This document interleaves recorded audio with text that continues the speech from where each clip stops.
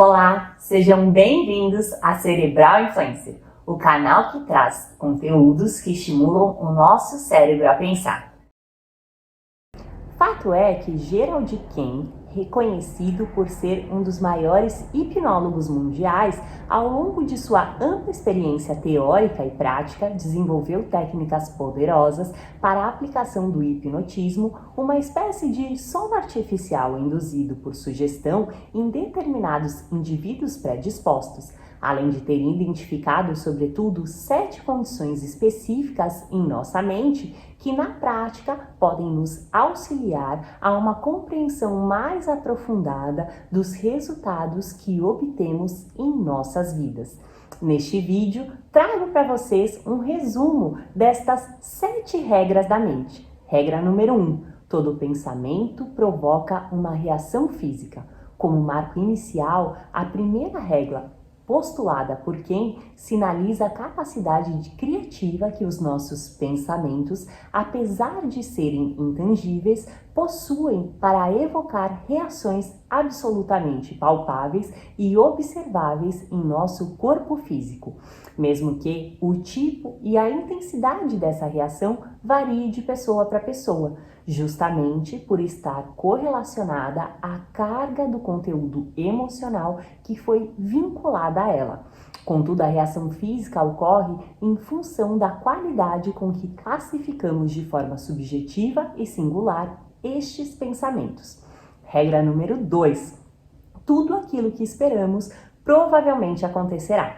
Quando colocamos o nosso foco em qualquer coisa, mesmo que inconscientemente, isso de algum modo faz com que a nossa mente trabalhe dia e noite para executar o que estamos imaginando, mesmo que isso seja contrário aos nossos interesses. Inevitavelmente, pensamos o tempo todo e não temos como escapar disso. Assim sendo, precisamos aprender o quanto antes a selecionar os nossos pensamentos, pois mais cedo ou mais tarde eles podem se tornar reais em nossas vidas.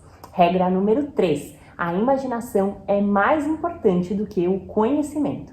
Quando estamos vivenciando algo ou simplesmente imaginando, isso não tem a menor importância para a nossa mente. Isso porque ela responderá exatamente da mesma maneira nas duas circunstâncias. Deste modo, a imaginação torna-se muito mais significativa do que o conhecimento, principalmente quando estamos lidando com a nossa mente, uma vez que ela não faz distinção entre a realidade e a imaginação.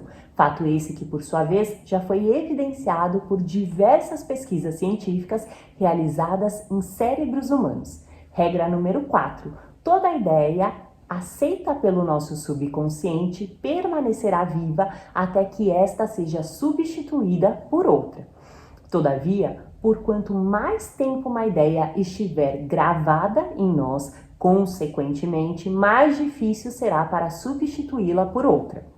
Isso, basicamente, porque o nosso subconsciente foi concebido como uma espécie de estratégia evolutiva que verdadeiramente automatiza os processos para a nossa proteção. Assim sendo, quando ele aprende um determinado padrão, o repete de maneira automática, sempre que o mesmo for reconhecido. Tudo isso por uma simples questão: poupar energia. Nosso cérebro consome cerca de 20% da energia total do nosso organismo e, assim, esta automatização faz-se estritamente necessária para a nossa sobrevivência.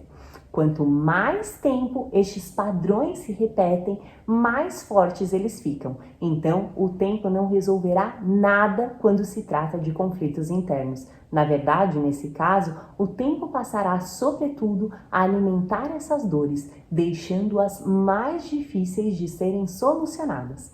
Regra número 5. Cada sugestão aceita criará menos oposição às próximas.